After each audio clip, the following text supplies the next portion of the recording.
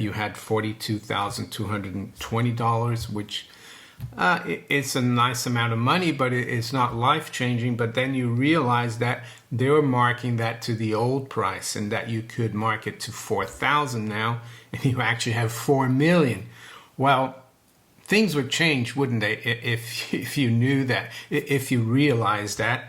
Well, you could do loads with that. You could pay off your debt.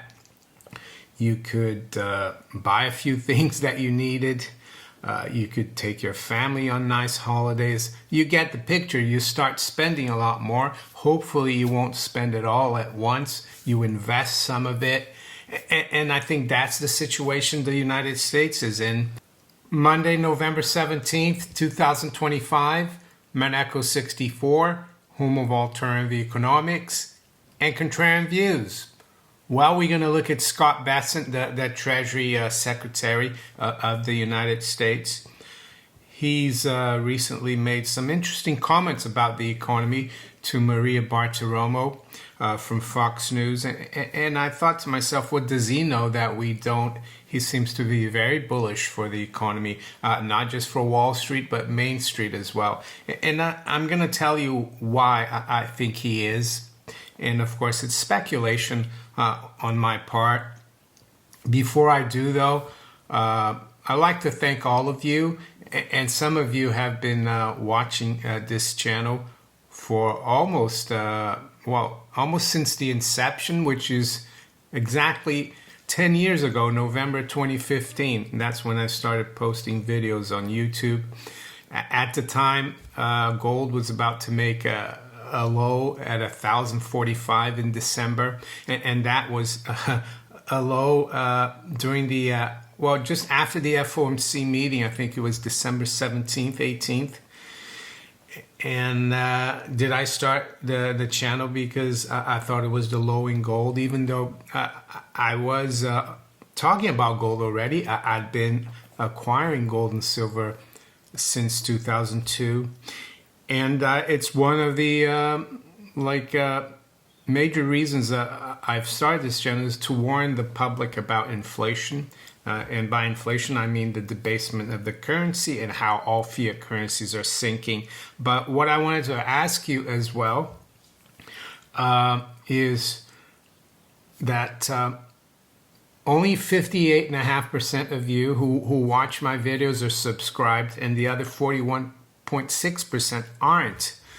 So yeah, if you really like my channel and you're watching it without subscribing, yeah, make sure you do. I mean, I'm guilty of doing that as well with new channels that I find.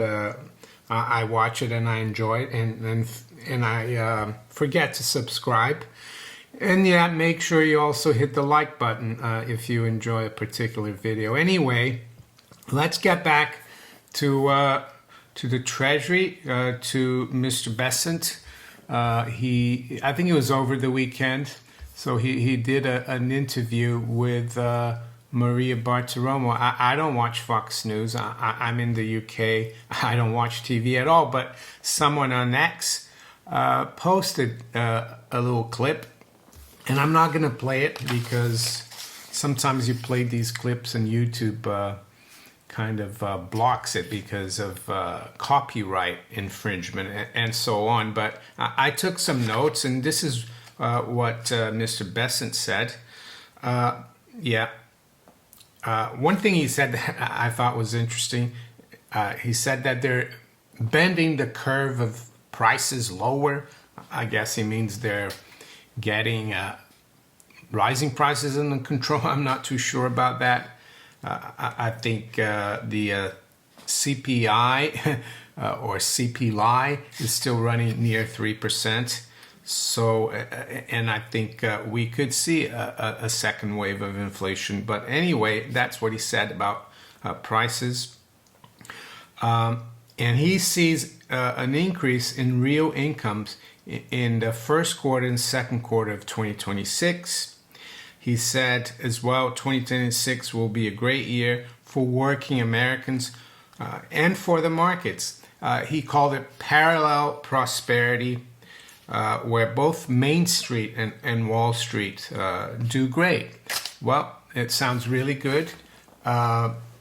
It could be a bit of propaganda. It could be wishful thinking. But I actually think there's a reason why he's so bullish, and that is gold revaluation, yes.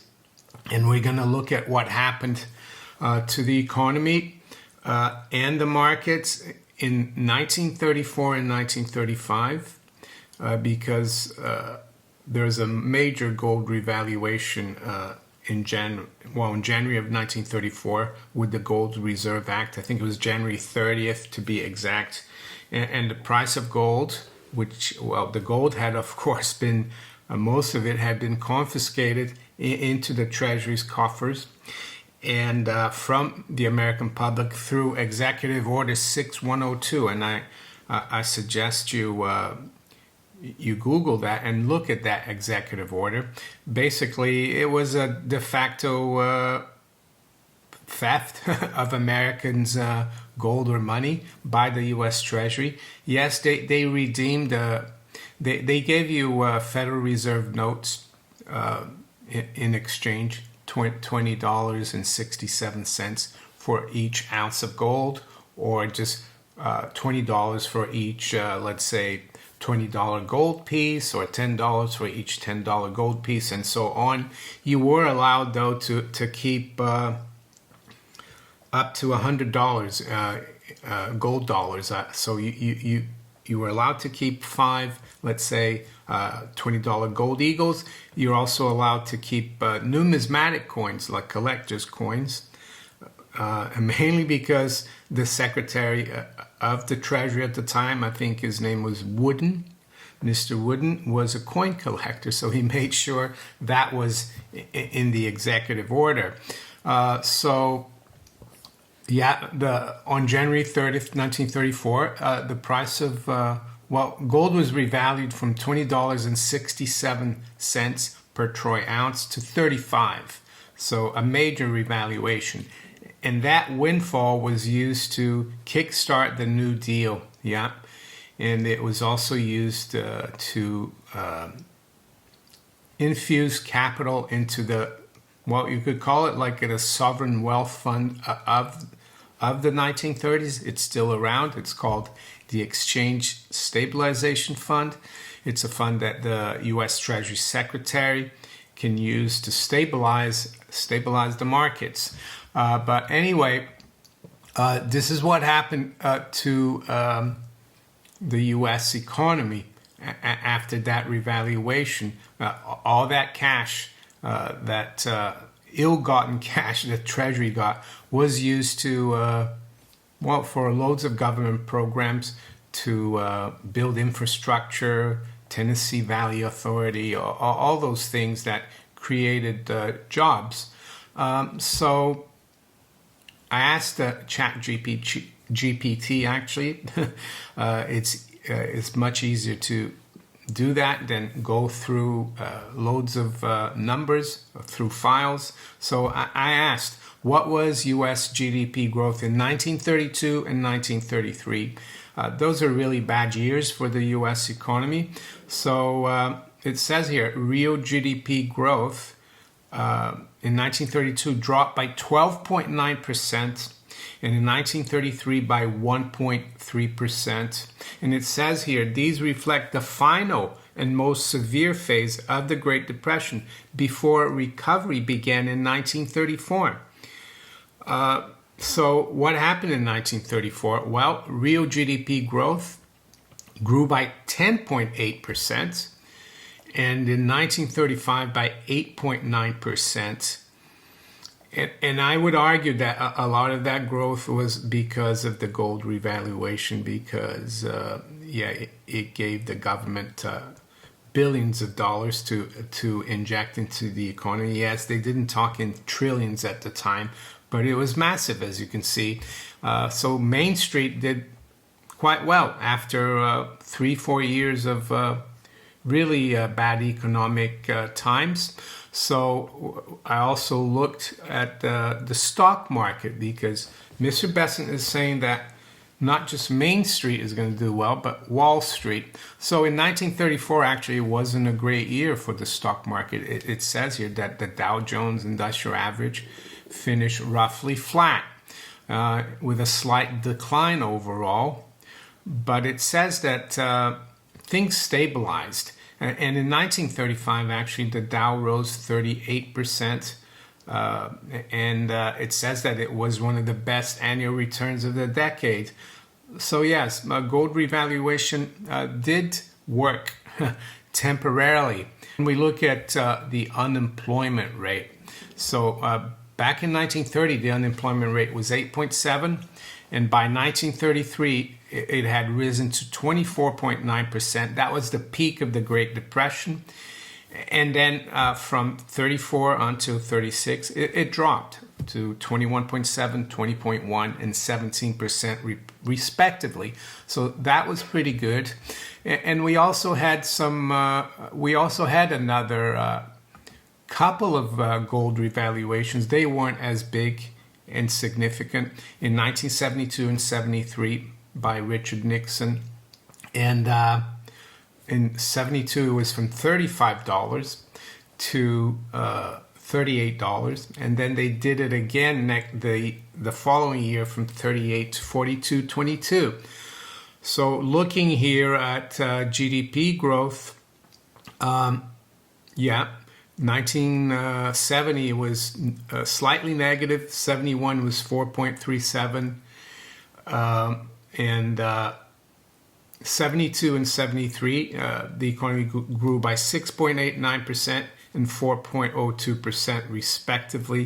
1974, the economy shrunk by 1.95%. So it didn't really have as much an effect on the economy, mainly because Nixon closed the gold window because the U.S. was losing a lot of its gold. So it was a different period.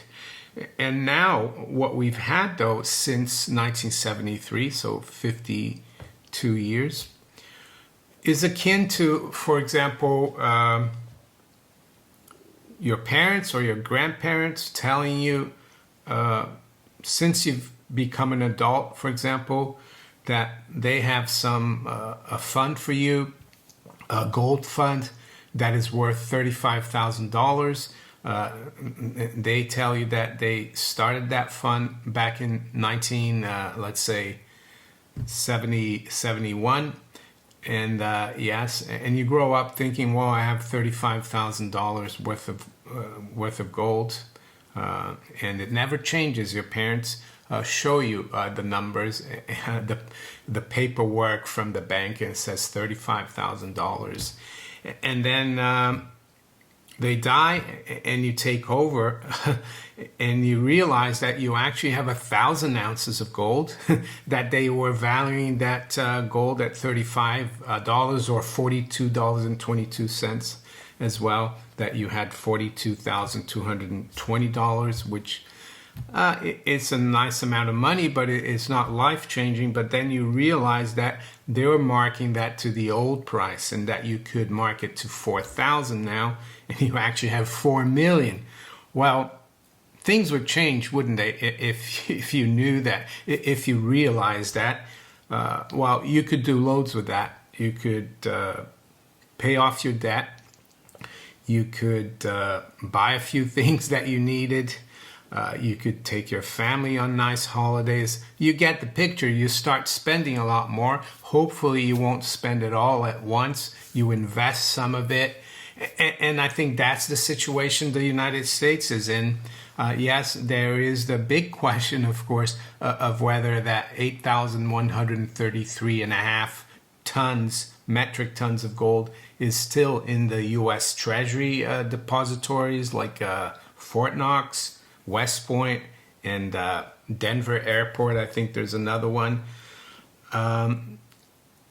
And I think, though, that the U.S. is actually bringing back a lot of gold home to the U.S. because a lot of that gold that the Treasury held was leased out to the bullion banks.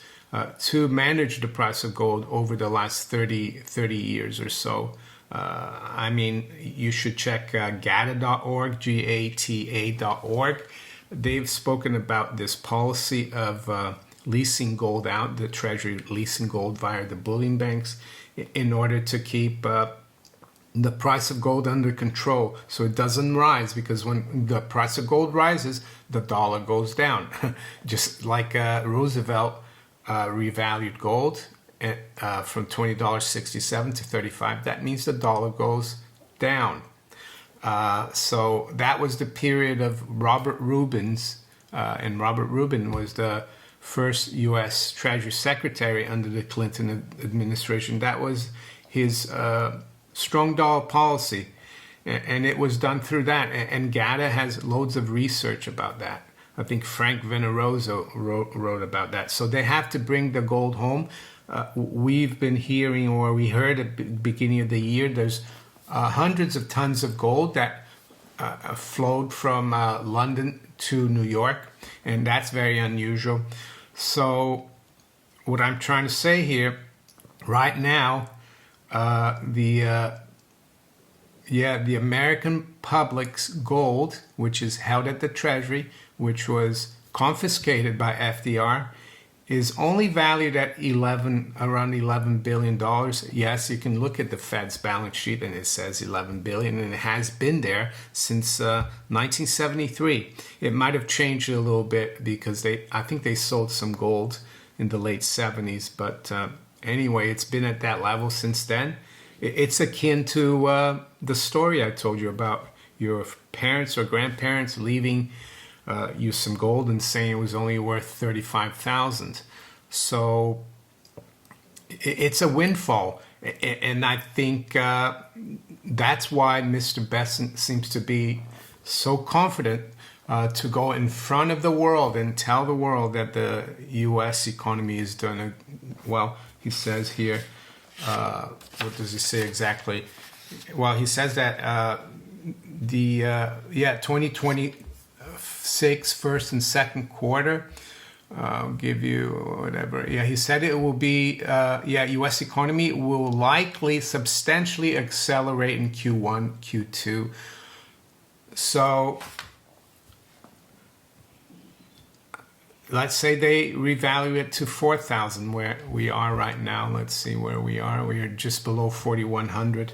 Well, or if they revalue it to 44,222, which is 100 times, well, that 11 billion becomes a trillion. If they revalue it to 8,400 and change, that would be 2 trillion, and so on. And you get the picture. And that 2 trillion goes into the U.S. Treasury account at the Federal Reserve. The Federal Reserve has the gold certificates, and they would give the Treasury the difference from the new price to $42.22. That would be the profit. And some people argue it could be 15,000, 20,000, who knows. That, of course, would be massive. That's like you getting the windfall. You do loads of stuff. And even the Federal Reserve has published an article this year on August 1st talking about this kind of stuff. It's entitled Official Reserve Revaluations, the International Experience by Colin Weiss. I'm going to put a link to it in the description. You can go through it. But I'll read you the first paragraph. He says, with public debt at high levels, so let's say you had that 1,000 ounces, and now we find out that it's actually worth 4 million, not 35,000, and you had $1 million in debt, a mortgage. Well, you'd be able to pay it off. I would. I hate having debt. Some people maybe would keep borrowing. Who knows? But it says, with public debt at high levels, some governments have begun to explore financing additional expenditures without raising taxes, while also not increasing public debt outstanding. That would help massively as well, because we know the U.S. debt is accelerating, public debt, and there's a lot of pressure on longer-term Treasury yields that would help that as well. One possibility is using proceeds from valuation gains on gold reserves, as has been floated in the US and Belgium recently. For the US, this would involve revaluing the government's 261.5 million troy ounces in gold reserves, the largest gold reserves globally. Well, I'm not too sure about that. We're now seeing that even the mainstream press is saying that China might have a lot more. But anyway, from a statutory price of $42.22 per troy ounce to current market prices, which stand around $3,300. Well, that was almost $1,000 lower. So there you go. That's what I think. That's why I think Mr. Bessent is really positive about the economy. So do I think this is a good thing longer term? Could be. It could give the United States a big boost in the short term, and it could be a way for the U.S. to come back. But I really think one thing that the United States and the rest of the world need to get off is this appetite and appetite for a lot of debt. We need to get more into the real world. We need to have sound money, and hopefully it won't be wasted if this revaluation were to happen. So it's 10 past 8 a.m. London time. We'll quickly check the markets. Spot gold is at $4,093. It's up $10. I've noticed since last night it's been quite choppy. That's normal. The high has been 41.09 and the low has been 4,050. Silver is doing quite well. It's up 1.4%, 51.25. We're right near the highs. The low was 50.27. The Dow futures is up 100. S&P futures is up 0.5%, 39 points, and the Nasdaq 100 futures is up almost 1% or 224 points. Let's check the bond markets. Well, the 10-year yield is at 4.13. It's down about 2 basis points. What about the UK gilts? Well, UK gilts, they've opened fairly stable. They didn't do very well on Friday. We need to keep an eye on the gilts. I think the Chancellor of the Exchequer here, the Labour government, is in trouble. Yes, I think the financial markets and they're starting to lose confidence in this government, and we could see 10-year, well, not just a 10-year, but gilt yields continuing to rise. So keep an eye on that market. So with that, I'm going to wish you all a very good day. Take care. Bye.